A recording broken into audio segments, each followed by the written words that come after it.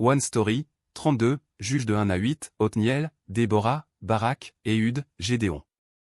La volonté que Moïse répète d'innombrables fois dans le seul Deutéronome, en disant « Considérez la parole de Dieu comme une vie » se répète dans le livre de Josué. Dans les Juges, le livre qui suit Josué, nous verrons si le peuple de Dieu vit avec la parole de Dieu dans son cœur. Dans le livre de Josué, nous avons vu que pour que le peuple de Dieu vive en tant que tel dans son pays, il devait considérer la parole de Dieu comme la vie, obéir, ne pas pécher, prier et avancer dans la foi en s'appuyant sur la parole de Dieu. Canaan n'est pas un désert. En entrant dans Canaan, le peuple de Dieu a déjà tout reçu. Bien sûr, s'il ne le considère pas comme tout et s'il regarde autour de lui avec ses yeux, sa vie deviendra misérable à partir de ce moment-là.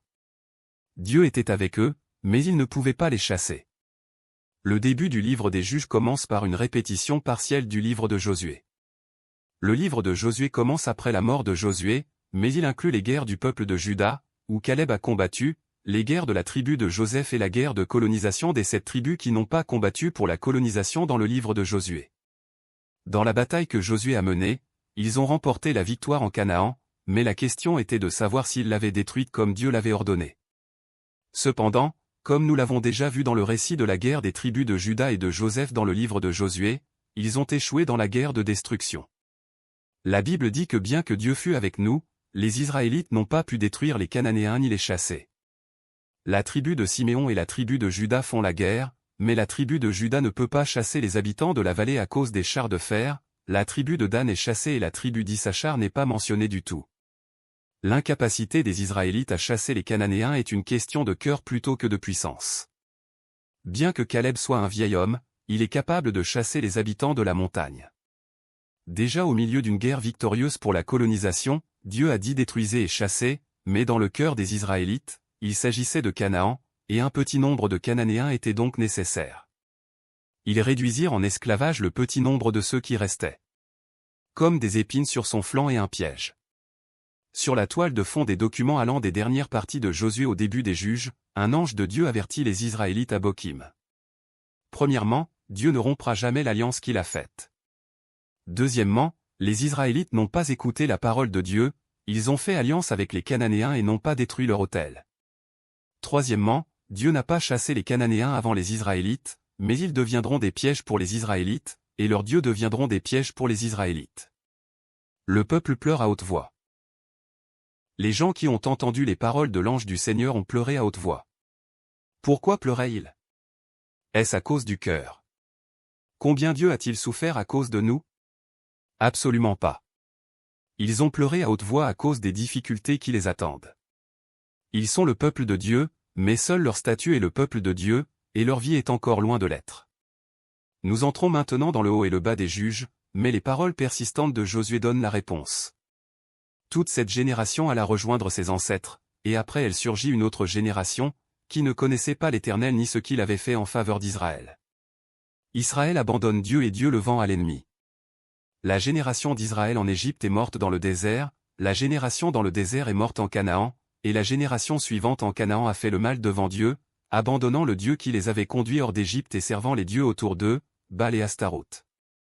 Baal était le dieu de l'abondance et Ashtaro était la femme de Baal, mais servir les Baals signifiait servir les dieux qui étaient bons pour l'abondance.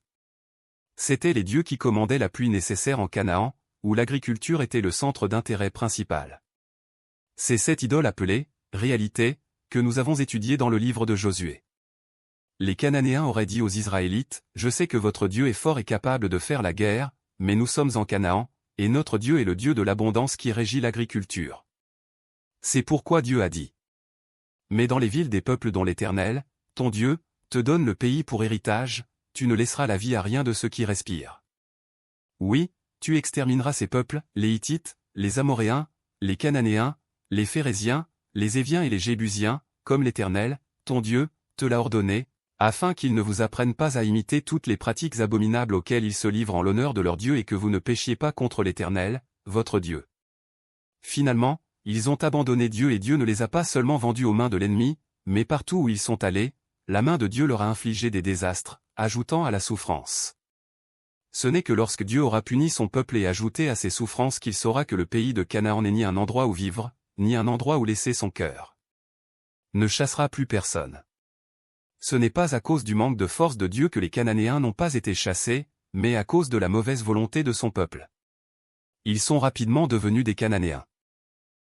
Plutôt que Dieu qui maintient constamment sa parole, peu importe les miracles que leurs ancêtres ont vus en Égypte, comment ils ont traversé la mer Rouge, vécu dans le désert, comment ils ont traversé le Jourdain et gagné la guerre contre les Cananéens, ils ont préféré Baal, le dieu de l'abondance, et le char de fer de Canaan était plus attrayant. Néanmoins, Dieu a mis en place des juges pour les sauver du butin, mais au lieu de revenir à Dieu par l'intermédiaire des juges, s'ils étaient bons à vivre, ils ont suivi d'autres dieux et les ont servis ardemment.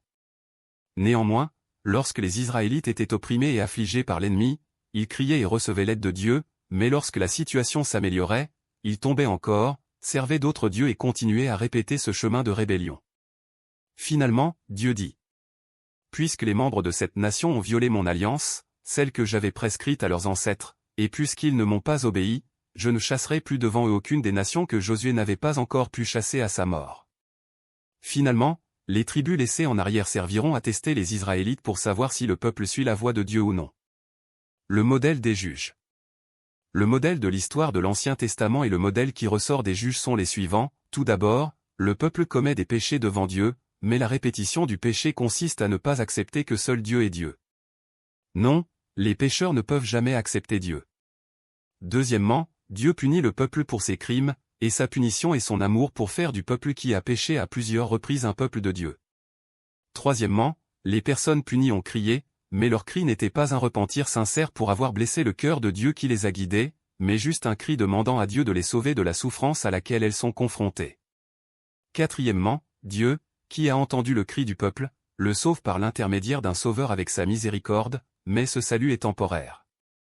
Le vrai et éternel salut viendra par le Messie à venir. De plus, le salut à cette époque était un salut partiel. Tout Israël n'était pas sauvé, mais un côté était sauvé, et de l'autre côté, il y avait une autre souffrance. Le juge qui a été utilisé comme sauveur était également une figure temporaire, et non un véritable sauveur. Cinquièmement, les gens qui ont reçu le salut de Dieu et qui ont joui de la paix, ont pensé que cette paix serait éternelle, même si elle était temporaire, et au lieu de revenir et de servir le Dieu qui leur avait donné la paix, ils sont retournés à la parole et ont péché contre Dieu. Plus tard, Pierre décrivit ces gens comme: le chien est retourné à ce qu'il avait vomi, la truie à peine lavée s'est vautrée dans le bourbier. Le pays de Canaan n'est pas un royaume de Dieu créé par un Dieu fidèle et un peuple qui le désire et lui obéit pleinement, mais il est mêlé à la vie désordonnée d'un peuple insensé, qui est constamment puni parce que, même si le Dieu créateur est leur Père qui s'occupe d'eux pour toujours, le peuple l'abandonne constamment et poursuit les dieux créés par l'homme. La Bible raconte cette histoire. Avant la création, Dieu savait quel genre de vie les Israélites mèneraient lorsqu'ils entreraient dans le pays de Canaan. C'est pourquoi il a créé la voie du salut avant la création. Dieu a dit que les Israélites, en tant que peuple de Dieu sur sa terre, devraient considérer sa parole comme la vie, obéir, ne pas pécher, prier, et avancer dans la foi en s'appuyant sur la parole de Dieu, mais Dieu sait qu'ils sont non seulement incapables de suivre cela, mais qu'ils ne le feront non plus. Il voulait un Canaan sans Dieu, et il voulait un endroit où ils étaient rois plutôt qu'un endroit où Dieu est le roi et où ils sont le peuple. C'est pourquoi Israël est considéré comme un seul morceau. Depuis l'époque de l'Exode jusqu'à aujourd'hui, des personnes sont passées et sont mortes, mais ce n'est pas difficile si nous ne regardons qu'une seule personne, Jacob. Aujourd'hui, les Israélites sont sur le point d'être acculés par Dieu, comme lorsque Jacob a trompé Dieu et son père Isaac et qu'il a passé du bon temps avec Rachel dans la maison de son oncle Laban. Être vendu après avoir fait le mal et être sauvé après avoir crié. Les Israélites vivent parmi les Cananéens qu'ils n'ont pas chassés, échangent leurs fils et filles entre eux, ne font plus qu'un et finissent par servir leur Dieu. Ils firent le mal devant Dieu, l'oublièrent et servirent Baal et Ashra, la mère de Baal. Ils ont servi n'importe quel Dieu prétendument bon, simplement pour obtenir l'abondance. Puis Dieu a vendu le peuple et ses enfants entre les mains du roi de Mésopotamie Guzan-Rishathaïm. Le peuple qui a souffert pendant 8 ans a crié à Dieu, et Dieu l'a sauvé par l'intermédiaire d'Othniel, le neveu de Caleb. La signification de Othniel est la force de Dieu. Cela signifie que Dieu a sauvé. Grâce à leurs cris, Dieu a remis entre leurs mains Guzan-Rishathaïm, roi de Mésopotamie. Le temps de paix dura 40 ans. Les Israélites firent à nouveau le mal devant Dieu, si bien qu'il renforça Églon, roi de Moab, et le fit marcher contre Israël. Les Israélites, qui avaient souffert pendant 18 ans, crièrent à Dieu et il les sauva par l'intermédiaire d'Éhud, un benjamin gaucher. Le juge Éhud étant gaucher, cela signifie plus précisément une personne qui ne peut pas utiliser la main droite qu'une personne qui utilise mieux la main gauche que la main droite. C'est pourquoi, lorsqu'il a caché une épée d'une coudée, soit environ 45 cm, et qu'il a tenté de rencontrer le roi, personne n'a douté de lui. Une fois de plus, grâce à leurs cris, Dieu livra Moab entre les mains d'Israël. La paix régna à nouveau pendant 40 ans. Les Israélites ont de nouveau fait le mal devant Dieu, Dieu a vendu son peuple entre les mains de Jabin, roi de Canaan, le peuple qui a souffert pendant 20 ans a crié vers Dieu et il l'a sauvé par l'intermédiaire de Déborah et de Barak. À leur cri, Dieu remet l'armée cananéenne avec ses 900 chars de fer, Jabin, roi de Canaan, et Sisra, le chef de son armée, entre les mains de Déborah et les fait se rendre aux Israélites. Il détruit Jabin, roi de Canaan. À cette époque, Déborah et Barak chantent. Du haut du ciel on a combattu, depuis leur parcours les étoiles ont combattu contre Sisra. Le torrent du Kison les a entraînés, le torrent des temps anciens, le torrent du Kison. Mon âme, va de l'avant, sois forte. Dieu lui-même a combattu les 900 chars de fer, qui étaient aussi grands que les chars d'assaut que nous avons aujourd'hui, et le fleuve Kishon est entré en crue, empêchant les chars de fer de se déplacer. C'est ainsi qu'une nouvelle période de paix de 40 ans s'est instaurée. Vous n'avez pas écouté ma voix. Les Israélites font à nouveau le mal devant Dieu, il livre son peuple entre les mains de Madian, le peuple qui a souffert pendant 7 ans, crie vers Dieu, et Dieu envoie un prophète qui dit : Voici ce que dit l'Éternel, le Dieu d'Israël, je vous ai fait sortir d'Égypte et quitter la maison d'esclavage. Je vous ai délivré de la domination des Égyptiens et de tous ceux qui vous opprimaient. Je les ai chassés devant vous et je vous ai donné leur pays. Je vous ai dit, je suis l'Éternel, votre Dieu. Vous ne craindrez pas les dieux des Amoréens, même si vous habitez dans leur pays. Mais vous ne m'avez pas écouté. Gédéon n'est pas un guerrier. L'ange du Seigneur appelle Gédéon, qui a peur des Madianites et qui bat secrètement du blé dans un pressoir. Gédéon reconnaît l'ange du Seigneur et dit : Ah ! Mon Seigneur, si l'Éternel est avec nous, pourquoi tout cela nous est-il arrivé ? Où sont tous ces actes merveilleux, ceux que nos pères nous racontent quand ils disent : L'Éternel ne nous a-t-il pas fait sortir d'Égypte ? Maintenant l'Éternel nous abandonne et nous livre entre les mains de Madian. La réponse est évidemment qu'ils ont fait le mal devant Dieu, mais Gédéon demande en se lamentant : Si le Seigneur est avec nous, pourquoi tout cela nous est-il arrivé ? Le Seigneur nous a abandonnés. Cela contraste avec Néhémie et Daniel, qui connaissaient clairement la cause de la destruction des Israélites. Gédéon, qui avait été appelé comme grand guerrier par l'ange du Seigneur, mais qui n'avait ni courage ni foi, a demandé un signe à l'ange du Seigneur, et quand il a vu le signe, il a eu peur, alors Dieu a dit : Paix. Ne crains pas. Lorsque Dieu lui dit de démolir l'autel de Baal, d'abattre le mât d'Achéra à côté et d'offrir un holocauste avec du bois d'Achéra, il a peur du peuple et le fait de nuit.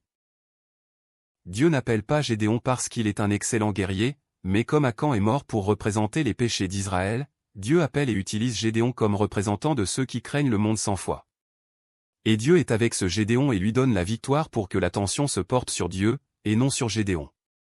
La Bible précise une fois de plus que ce n'est pas la force de Gédéon qui est en cause en disant que l'Esprit de l'Éternel vint sur Gédéon. Néanmoins, Gédéon teste à nouveau l'utilisation de la laine et après une nouvelle vérification, Gédéon part en guerre et remporte la victoire. Les 300 personnes restantes ne sont pas des guerriers. Gédéon rassemble le peuple pour la guerre contre Madian, mais Dieu lui dit : Le peuple que tu as avec toi est trop nombreux pour que je livre Madian entre ses mains. Il pourrait en tirer gloire à mes dépens et dire : C'est ma main qui m'a délivré. On dit à ceux qui ont peur de retourner en arrière. Alors 22 000 personnes sont reparties et 10 000 sont restées. Le nombre de personnes rassemblées pour la guerre de Madian était de 32 000. En fait, même s'ils se battaient avec 32 000 personnes, ils n'auraient aucune chance de gagner, mais Dieu veut que les Israélites voient leur impossible réalité une fois de plus à travers cette guerre. Il ne restait plus que 10 000 personnes après le retour de ceux qui avaient peur, mais Dieu a dit que c'était encore trop et lui a dit de les emmener dans l'eau pour les mettre à l'épreuve. Dieu dit de distinguer entre ceux qui lapent l'eau avec leur langue comme un chien et ceux qui s'agenouillent pour boire, et parmi eux, les 300 hommes qui lapaient l'eau devaient rester et les autres devaient être renvoyés. Dieu a dit qu'il les sauverait avec les 300 et qu'il livrerait Madian. Ici, nous devons savoir ce qu'il en est des 300 personnes. À l'époque, être soldat n'était pas une obligation, mais volontaire. Lorsqu'ils entendaient le son de la trompette, ils formaient les milices qui se rassemblaient pour prendre le butin de guerre. Parmi eux, il y avait des gens courageux qui se battaient bien, mais la plupart d'entre eux étaient des foules qui s'étaient rassemblées d'une manière ou d'une autre. La plupart des gens effrayés que Dieu a demandé à Gédéon de renvoyer en premier étaient ces foules.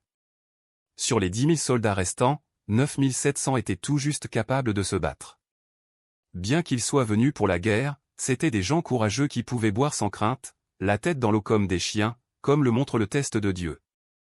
Par contre, les 300 autres étaient des lâches qui devaient s'agenouiller, regarder autour d'eux et boire de l'eau avec leurs mains, même s'ils ne voyaient pas encore l'ennemi. C'étaient les vraies personnes effrayées et tremblantes de peur, qui n'ont pas eu le courage de revenir lorsque ceux qui tremblaient de peur ont été renvoyés la première fois. Dieu les a emmenés à la guerre. Trompette, jarre vide et torche. Dieu a dit aux 301 lâches, dont Gédéon, de prendre une trompette, une jarre vide et une torche comme arme de guerre. Même les soldats ne suffisaient pas à combattre, mais les armes de guerre étaient également sans espoir. En effet, le but de cette guerre était avant tout de révéler Dieu. Par l'intermédiaire de Gédéon, Dieu a dit de sonner de la trompette. Cet acte de s'exposer à l'armée, même si leur nombre et leurs armes étaient désespérés, signifiait la mort, mais finalement, le fait de sonner de la trompette était un acte de foi cherchant l'aide de Dieu.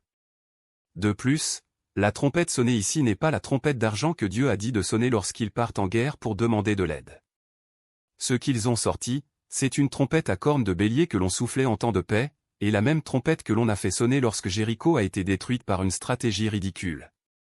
Puis ils sonnèrent de la trompette et brisèrent les jarres vides. La jarre vide est comme l'état de la foi des Israélites, les soldats qui partaient à la guerre. Ils montraient qu'ils n'avaient rien pour mériter d'être appelés peuple de Dieu. C'est pourquoi la jarre doit être brisée. De même, le flambeau représente Dieu et son alliance. Même pour ceux qui n'avaient rien, s'ils s'en remettaient à Dieu, il leur montrerait la victoire de sa guerre. Finalement, les Israélites ont gagné la guerre dans laquelle Dieu n'a pas livré les Israélites à l'ennemi, mais a livré les ennemis aux Israélites. Ainsi, 40 autres années de paix s'écoulèrent. Toi, ton fils et ton petit-fils, dominez sur nous. Gédéon, les 300 personnes et les Israélites savent que le lâche Gédéon et les 300 lâches sont sortis et se sont battus. Curieusement, les Israélites dirent à Gédéon, domine sur nous, toi, puis ton fils et tes descendants, car tu nous as délivrés de l'oppression de Madian. Ils lui demandent d'être leur roi. Dans une guerre qui n'a aucun sens en termes de chiffres ou en termes militaires, il a gagné avec une trompette, une jarre vide et une torche, mais ils ont dit à Gédéon, tu nous as sauvés. C'est le mal humain qui fait de la personne visible une idole. Mais ici, Gédéon ajoute le mal au mal. Gédéon leur dit, je ne dominerai pas sur vous, et mes descendants non plus. C'est l'Éternel qui dominera sur vous. Mais son cœur dit le contraire. Il dit au peuple d'apporter des boucles d'oreilles en or et fait un éphod, non pas à Silo, où se trouvait l'arche à l'époque, mais dans sa ville où il est vénéré comme un roi. Ensuite, bien sûr, les Israélites ont obscénisé la famille de Gédéon et l'éphod d'or comme des idoles, ce qui est devenu un piège pour Gédéon et sa famille. Gédéon n'était pas un roi en parole, mais il a mené une vie de roi. Gédéon n'était pas un roi en parole, mais il a vécu comme un roi. Il avait de nombreuses femmes et 70 fils, mais il ne pouvait pas faire cela dans sa propre ville, et le nom du fils de la concubine à Sichem est Abimélec, ce qui signifie mon père est roi. Enfin, la Bible termine l'histoire de Gédéon par ces mots, ils ne se souvinrent pas de l'Éternel, leur Dieu, qui les avait délivrés de la main de tous leurs ennemis de toutes parts. Ils n'ont pas non plus fait preuve de loyauté envers la famille de Jérub-Baal, c'est-à-dire, Gédéon, en dépit de toutes les bonnes choses qu'il avait faites pour eux et parle de la trahison qui mène à la trahison, et de la rébellion qui produit une autre rébellion. Le peuple a dit, devenons un guerrier comme Gédéon, nous n'avons besoin que de 300 guerriers, et il a cherché un guerrier humain, pas Dieu. Cependant, le protagoniste de la Bible n'est ni Gédéon, ni aucun juge. Il n'y a pas de guerrier dans la Bible. La Bible ne fait pas les guerriers et les héros du monde. Elle ne dit même pas aux gens de leur ressembler. La Bible dit plutôt: soyez forts en Dieu en étant faibles dans le monde. En ayant Jésus-Christ en nous comme de la faïence, nous révélons que la puissance est en Dieu et non en nous. Il nous dit que nous ne pouvons jouir de la vraie paix qu'en Jésus-Christ. L'histoire de l'amour de Dieu et de son zèle indestructible pour découvrir ce Jésus-Christ se poursuit.